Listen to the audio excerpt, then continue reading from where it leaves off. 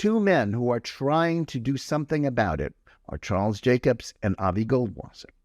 As part of the response, they have compiled a new book of essays by many important Jewish writers and thinkers about this dilemma, one of which I have to admit is by me, titled Betrayal, the Failure of American Jewish Leadership. And I'm pleased to have them with us today. All successful companies have great leadership. All successful countries have great leadership. An army wins with great generals. So if we have incompetent leaders, we cannot win. We spoke to all the major organizations, ADL, AJC, the local federation. They didn't support the students on campus. So we concluded that without the resources and the collective genius of the Jewish community applied to Jew hatred, we cannot win by ourselves. So therefore, we pivoted to addressing how do we get Jewish leadership to do their job, to fulfill their fiduciary responsibility to the community. And as you know, Jewish leaders are not elected. They're anointed by donors. So the key here is that donors are not holding their selection of leaders accountable. And without accountability, we'll continue to fail. If you look at ADL's actions, initiatives, in fact, if you look at any federation website and you look at all their initiatives and you ask yourself, reverse engineer, what problem are they working on? And one thing is clear, they're not working on fighting Jew hatred. They're working on, as you pointed out, being universalist, being accepted, being a friend of the left, helping everybody. That's how they perceive themselves and what it means to be Jewish. And they don't feel threatened enough to prioritize protecting the Jewish community above all the other concerns, which are valid too. We should help others, but not at the expense of not protecting the community. But because they feel so secure or they're in denial, and they're more interested in being universalist and utopian in their thinking than in protecting the Jewish community. They tend to deny the problem because they don't know how to deal with it. And I think it's the point, a proof point, as you would say, of this is in their curricula that they, their major business is the No Place for Hate, teaching program that they peddle around the country and which is widely lauded as, helping to reduce prejudice, although it's not clear that there's data that supports it, but it makes everybody feel good. But, as we reported at JNS in the last year, some of those curricula have been sort of infected by the same leftist doctrines that are enabling anti-Semitism like critical race theory. The neo-Nazis who come with guns and machine guns and shoot people and kill people, that's like a heart attack. But the left is like a cancer.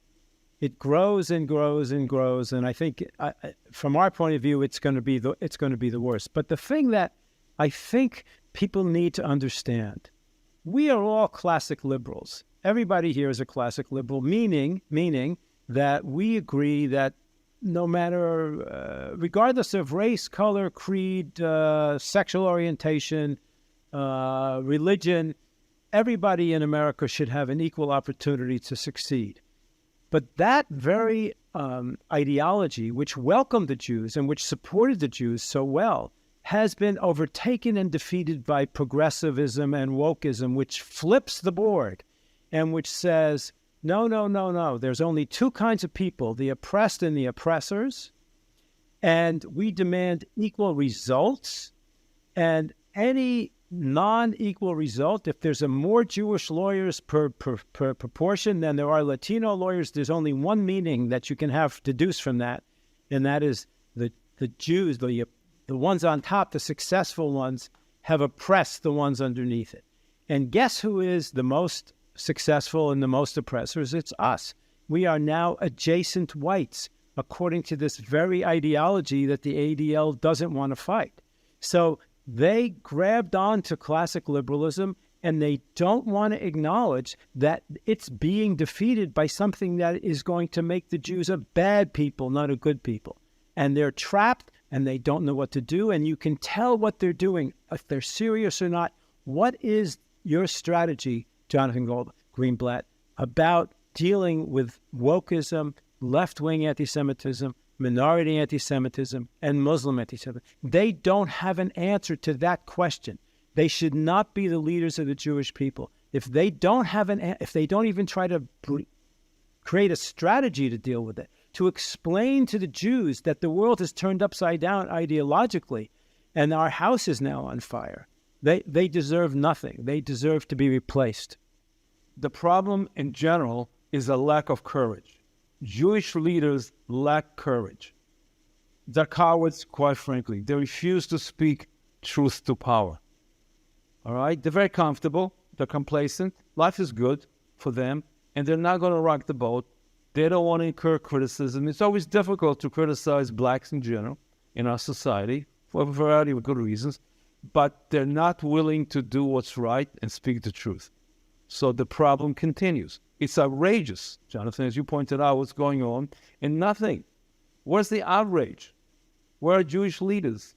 All right? And there are many decent black leaders who will support them. They recognize the problem within the black community. I'll give you an example. We are working with Nigerian Americans. Now, the Nigerian American community is very important. They're doctors, lawyers, pharmacists. It's a very successful African community. Their people in Nigeria are undergoing a jihad where their women and children are being killed and taken as slaves. Now, if they want to do allyship, why? Think about it. Think about it. Why wouldn't the Jewish community leadership do an allyship with Nigerian Americans against jihad, which we are also victims of? Because they don't want to do anti-jihad, because they're caught in this left-wing thing that, they would be called Islamophobic. It's not hard to play Jewish leaders. They're very susceptible to good intentions and words. And as Charles pointed out, the conflict averse. They don't want to have conflict. They want to accommodate, they want to compromise. And that's the kind of people we have in leadership position. They're not fighters. They've always been supportive of the leftist agenda, trying to combine Jewish interests with leftist interests. They basically have not yet accepted the reality that the left has betrayed the Jews. The left has been a great friend of the Jews for 100 years. It's over. They have abandoned the Jews. And it's hard, it's painful for them to acknowledge it, but that's the reality. And until they confront that, they're not going to be effective in fighting Jew hatred. Now, let's turn to the question that is very much addressed in your book, Betrayal, the question of disassociation from Israel among American Jewry.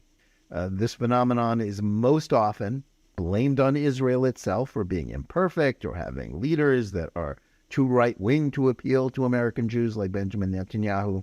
It's a problem, first and foremost, of narcissism, moral narcissism. They are reluctant to be associated with a country and nation that does things that they don't agree with. These are wealthy people, comfortable, and that's their meaning in life, to be morally pure. And it's hard to be morally pure in a messy world. So I think there's this personal issue in terms of purpose and meaning in their life. The Jewish leadership failed to educate them about the critical centrality of Israel to American Jews. And the consequences, what we see. They believe Jews should be morally pure. That's the only thing that matters. Don't compare us to other countries in the Middle East or elsewhere. We as Jews have to be morally pure, and we're not. And that's a problem for them.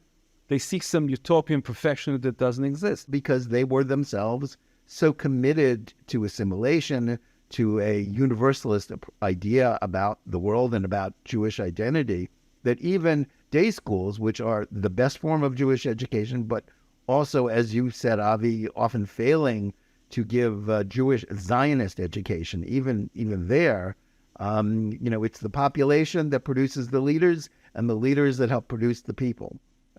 Both are interconnected.